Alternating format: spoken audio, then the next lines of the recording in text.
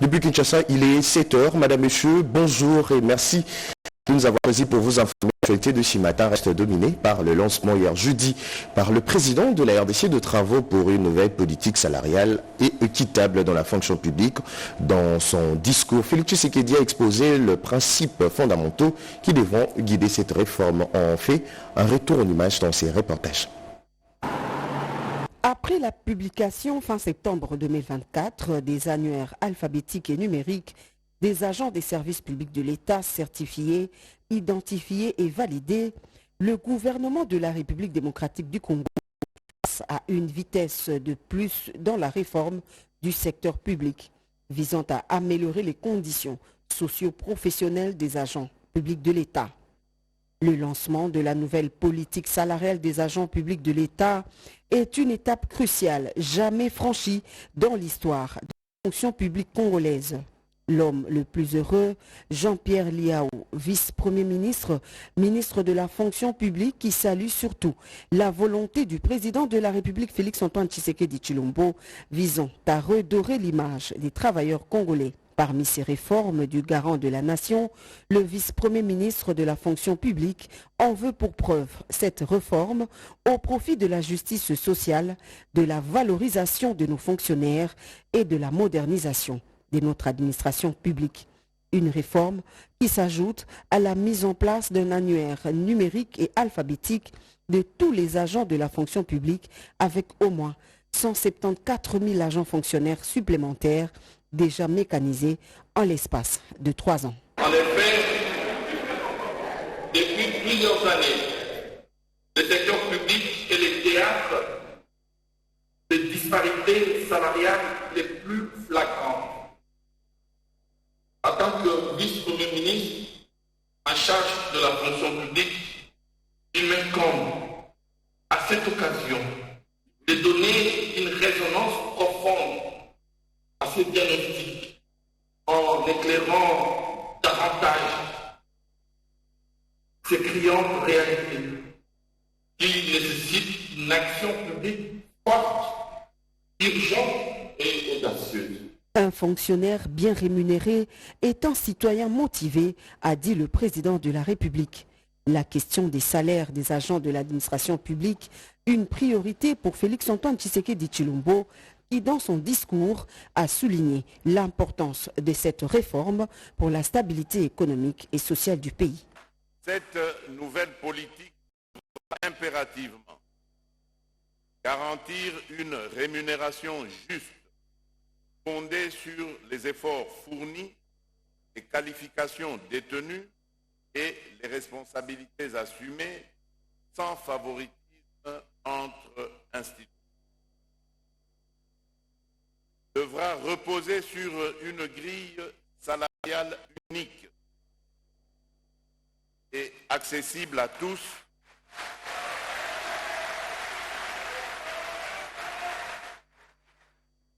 lisible et accessible à tous, prenant en compte le grade, l'ancienneté et appliquée de manière uniforme. Conscient des résistances auxquelles cette réforme pourrait se heurter, avec des intérêts particuliers et des réseaux ancrés dans le statu quo qui tenteront sans doute de freiner ces processus salutaires, le président de la République rassure. Il est temps que la loi des puissants ne prime plus sur la justice due aux plus modestes.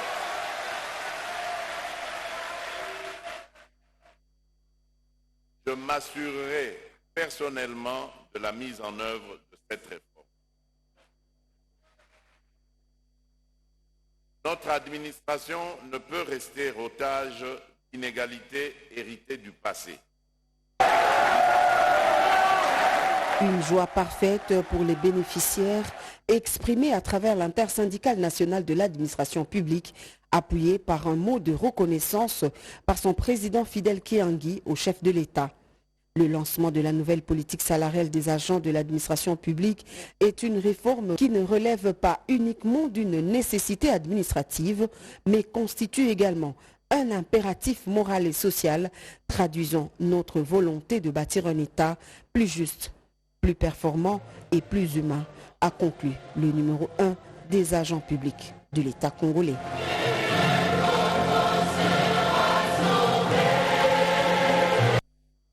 Et puis on enchaîne. Si pour le ZIN, le garant de la nation, n'a pas hésité à afficher sa détermination à mener cette réforme à son terme, le président de l'intersyndicale nationale de l'administration publique a salué cette initiative jugée historique. C'est que le président de la République a mis la table.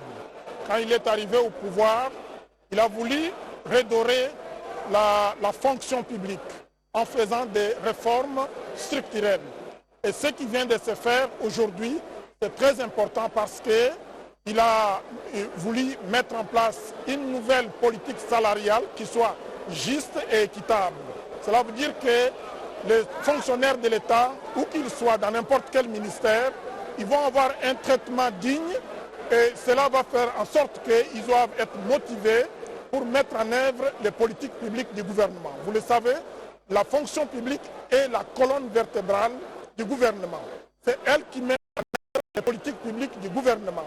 Donc elle a besoin d'être motivée, d'avoir tous les moyens nécessaires, d'améliorer leurs conditions de vie et les conditions de travail pour qu'ils puissent être productifs. Alors ce que moi j'ai retenu ici, c'est le standard que veut créer le chef de l'État, le standard des fonctionnaires congolais, et qui permettra à ce que nous, qui sommes de la nouvelle génération, nous puissions nous retrouver dans une réforme qui permettra à ce que nous soyons des bons fonctionnaires de l'État, ainsi rendre à l'État les devoirs comme il se doit.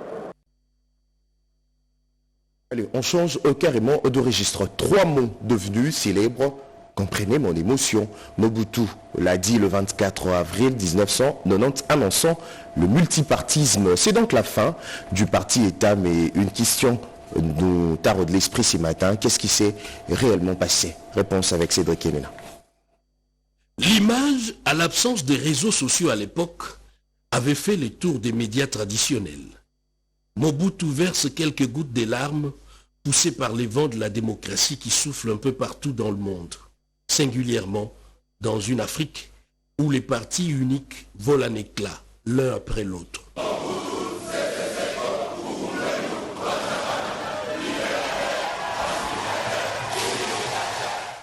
L'instauration du multipartisme restera en soi l'une des périodes charnières de la RDC post-démocratie. C'est un mardi du 24 avril 1990, à l'Antsélé, devant ses ministres, magistrats, généraux et parlementaires. Ce discours a marqué un tournant dans l'histoire politique du Zaïre à l'époque. Une page se tourne, une nouvelle s'ouvre, celle de la démocratie. À Kinshasa, ces discours étaient scrutés avec une attention soutenue. Hommes et femmes, figés devant un poste téléviseur ou à l'écoute d'une radio. Et personne n'imaginait un tel scénario. Que je prends ce jour congé du mouvement populaire de la Révolution pour lui permettre de se choisir un nouveau chef devant conduire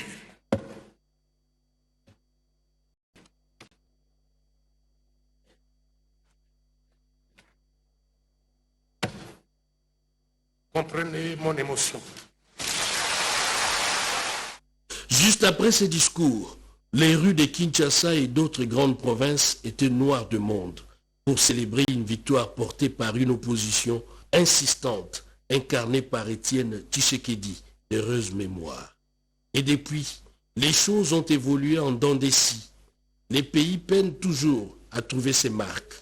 Mais les Zaïre de Mobutu avaient franchi tout de même un cap important.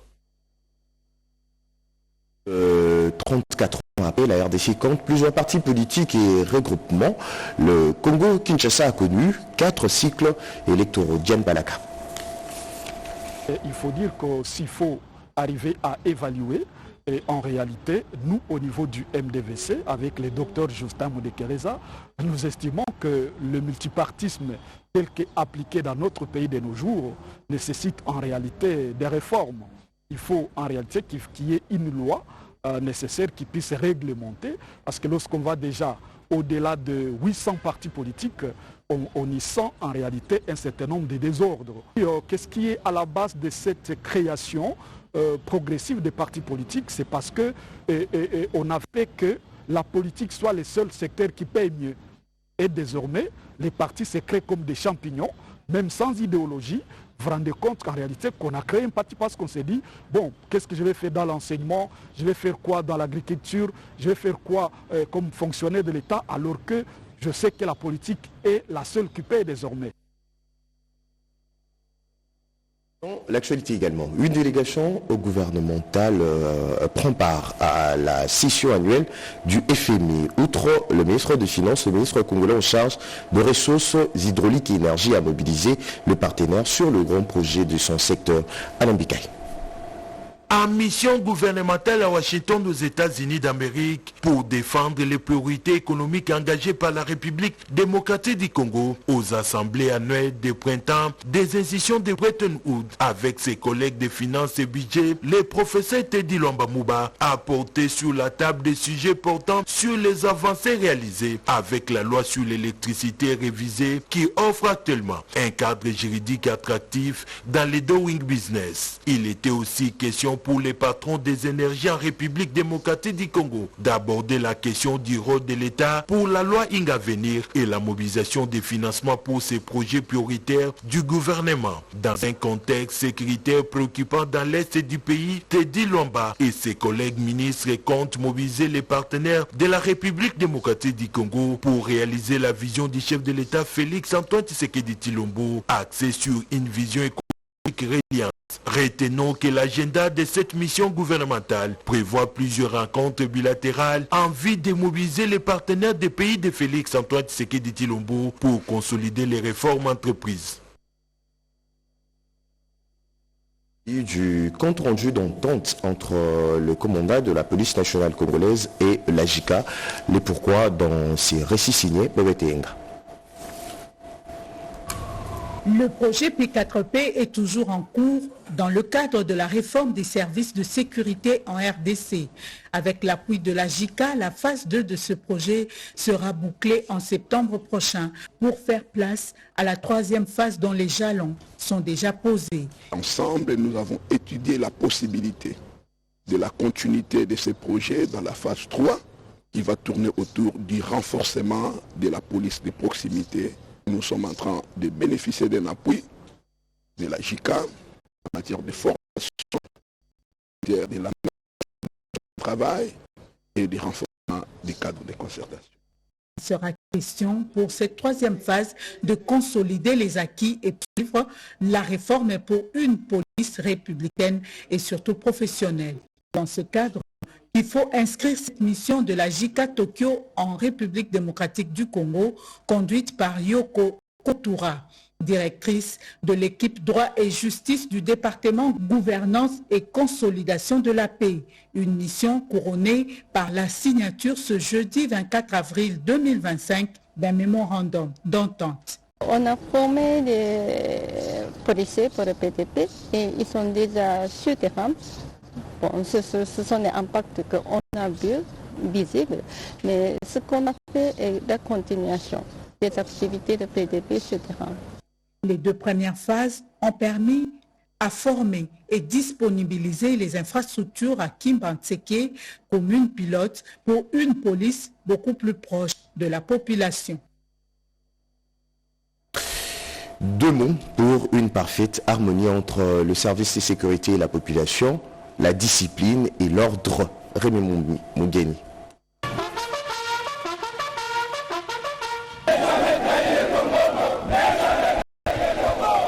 Ne jamais trahir les concours est le slogan qui revenait au cours de la parade mixte. Forces armées de la République démocratique du Congo FARDC et les éléments de la police nationale congolaise Penseville de Butembo. L'autorité urbaine et le commissaire supérieur principal Moab Aïkte Roger a insisté sur la discipline des hommes en uniforme. Cette discipline permettra aux beaux citoyens d'être des premiers enseignants pour la sécurité de la ville. La population a besoin de protection na biso. Ba commanda ba uti kolo bangwa. Soki to sali musala na biso malamu, population a besoin na protection na biso. Le maire de Butembo a saisi cette occasion pour annoncer que des mesures disciplinaires sont déjà prises pour décourager le marché et le parking pirate, ce qui obstrue les acteurs principaux de la ville doivent s'amender à marteler l'autorité urbaine. Que tout le monde comprenne que l'histoire de la célébrité nous concerne. Quelqu'un qui, après avoir vendu ces pondous, ces quoi là, qui entrepose n'importe où, est-ce que c'est moi qui l'encourage? Les gens, je l'ai toujours dit, que les gens n'aiment pas les changements. C'est ça l'homme. L'homme n'aime pas les changements. Ils veulent nous décourager, nous ne serons pas découragés. Nous allons continuer. Maintenant, nous allons utiliser les méthodes fortes. Si, comme vous avez pris l'option d'aller jeter vos immondices n'importe où, si on vous attrapait, vous allez répondre à la rigueur de la loi.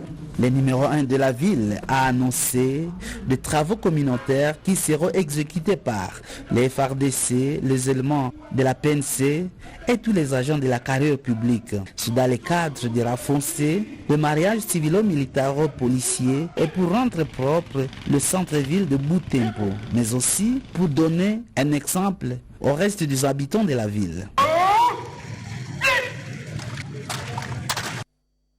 Madame, Monsieur, pour vous, ce matin, ces images vous relatent le séjour du coordonnateur national de PDDR-CS à Bunia. Peggy Mukunda est notre envoyé spécial.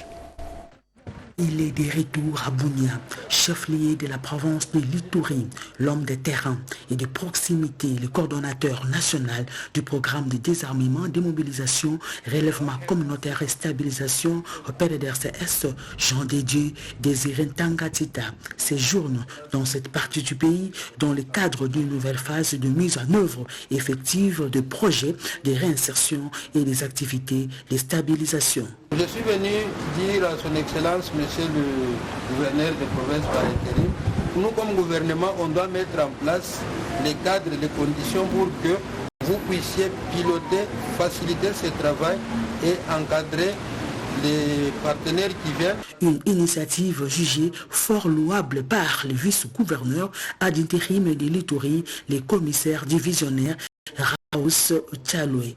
Ce que je peux dire, moi, c'est remercier le commandant Super pour avoir rédigé le programme qu'il a la charge. Surtout ici chez nous, c'est un programme d'approche militaire. Par ailleurs, le patron du PDDR-CS a effectué une descente au corps logistique de forces armées au niveau du commandement de la 32e base régionale. L'objectif de cette visite était de procéder à l'inventaire et à la traçabilité des armes collectées auprès des anciens combattants et de s'assurer de leur désengorgement effectif. Il a reçu des explications détaillées de la part du lieutenant-colonel Hassani Saïdi, chef d'antenne de la Commission nationale de contrôle des armes légères et des petits calibres. Autre titre de question liée à l'environnement dans la ville de Kinshasa et d'autres villes de la RDC au menu d'une rencontre entre la ministre d'État en charge de l'environnement et celui chargé de la politique de ville. Autre thématique abordée, la gestion de déchets dans le ménage. Julien Tsakala et Narcisse Makani. À la recherche des solutions pour que les villes congolaises soient assainies et attractives, le ministre délégué à l'urbanisme et en charge de la politique des villes multiplie ses rencontres. Didier Tengetelito a eu une séance de travail avec la ministre d'État, ministre de l'Environnement, Eve Bazaïba, le mercredi 23 avril 2025. Le gouvernement central est préoccupé par les problèmes au niveau de l'environnement, pas seulement à la ville de Kinshasa, mais aussi dans toutes les autres provinces, et en charge justement de cette politique des villes. Nous avons pu profiter des différentes expertises au niveau juridique, au niveau collaboration, au niveau des textes, parce que vous savez que l'environnement, c'est la compétence du ministère de l'Environnement. Et fort de tout cela, donc, nous avons décidé de voir, évidemment avec l'accompagnement de son Excellence Madame la Ministre, comment répercuter tout ça, cette politique de l'environnement au niveau des villes. Donc, et si on s'est surtout arrêté sur la FIP, qui actuellement fait un établissement public. Et je crois que sa mise en application, pas seulement au niveau des provinces, mais vous savez des villes, parce que les provinces étant constituées des villes, son application au niveau des villes s'avère en tout cas impérieux pour régler justement les problèmes liés à la salubrité, que ce soit des différentes étapes, que ce soit la collecte, le tri, le recyclage, la gestion des décès en fait au niveau des ménages, que ce soit le verdissement. Donc c'est-à-dire l'homme qui est au centre de tout doit se retrouver dans un environnement propre et justement assaini. Un bon environnement étant le matelas de l'urbanisme, la synergie dans la politique de gestion de ces deux secteurs devra servir de levier pour la stabilité des villes en RDC. La RDC aura bientôt son schéma national du territoire. Des experts cogitent déjà à ces sujets. Le ministre d'État en charge d'aménagement du territoire encourage à plus de conscience dans l'élaboration de ces documents. Dans son immensité et sa diversité, la RDC demeure une terre bénie avec sa superficie. Une bénédiction qui doit s'accompagner d'un plan d'aménagement national pour son développement. Aménager, un mot simple, mais qui comprend la protection et la durabilité de terre. La réflexion s'y fait au niveau de l'Institut des Arts, avec l'atelier sur le lancement du schéma national du territoire, instrument de gestion durable de l'espace et ressources naturelles. Lancé par le secrétariat général de l'aménagement du territoire, les experts venus de différents domaines et entreprises publiques vont, au sortir de cet atelier, produire un document pour tout réglementer. Ce processus a nécessité tout au long de sa réalisation certains préalables. La validation des rapports de diagnostic sectoriel. Pour promouvoir un usage rationnel de terres, de eaux et forêts, le ministre d'État en charge de l'aménagement du territoire salue l'accomplissement de cet outil de travail. Il faut des outils de planification. Ça, c'est la priorité 0,0 pour espérer au développement, pour espérer un territoire qui est cohérent. Vous les construisez sur base de quelle planification? Nous avons besoin de ces outils pour que nous puissions jouer notre rôle crucial dans les projets de développement. Un territoire aménagé garantit le développement et la sécurisation de la population. Et le cas sont légion dans le pays comme dans le monde avec l'affaissement de terre ou encore le débordement de eaux. Guy Luando a exhorté les experts à plus de conscience à l'élaboration de ces schémas nationaux. Des efforts enregistrés dans le secteur privé pour le rayonnement de l'économie en RDC Sinaré par le haut représentant du chef de l'État, Tony Kankou.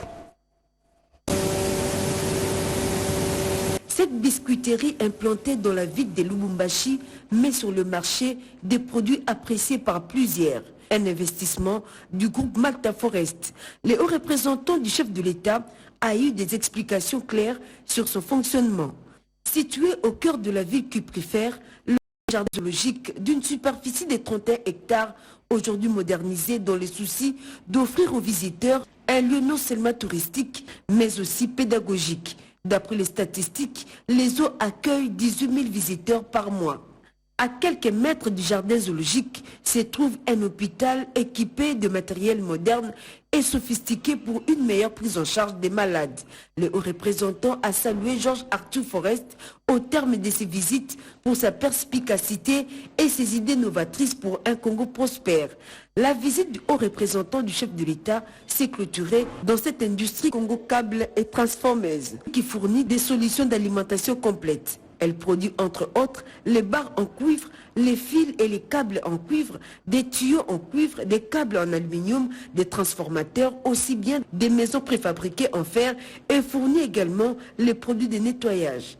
L'équipe dirigeante de cette industrie n'a pas taré d'éloges à l'endroit du haut représentant Tony Kafuchiku pour son intérêt, ses encouragements et sa disponibilité pour s'imprégner de la transformation locale des produits utiles pour la population, les entreprises minières, tout comme la Régie des eaux et la SNEL.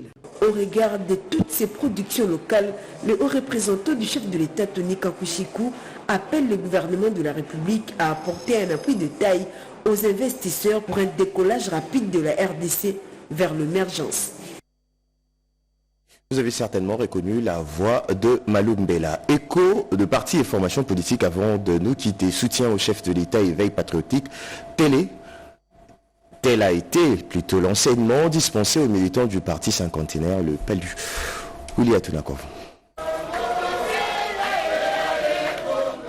Le ministre de l'intégration régionale, Maître Didier Mazenga Mukanzu, dans sa casquette de l'autorité des références du parti lumumbiste unifié, Palou, vieille formation politique de masse, chère a fait le patriarche Antoine Gizenga Fongi, a échangé mercredi 23 avril 2025 dans le jardin de sa résidence privée à Kinshasa-Gombe avec plus de 500 dirigeants des organes de base venus des 24 communes de la capitale. C'était en présence de quelques membres du bureau politique dont les députés nationaux Donatien Bitini et Prince Kangila, les secrétaires permanents porte-parole du parti et secrétaire chef du parti ad intérim Dolin Kachama, ses deux adjointes ainsi que les inspecteurs de la commission spéciale chargés d'enquête sur la santé politique des différentes provinces Palou à travers la capitale. C'est face à face de plus de 2 heures, bureau politique représentant de la base a tourné autour de plusieurs questions d'actualité politique et diplomatique, notamment le soutien indéfectible du Palou au président de la République Félix Antoine Tshisekedi Tshilombo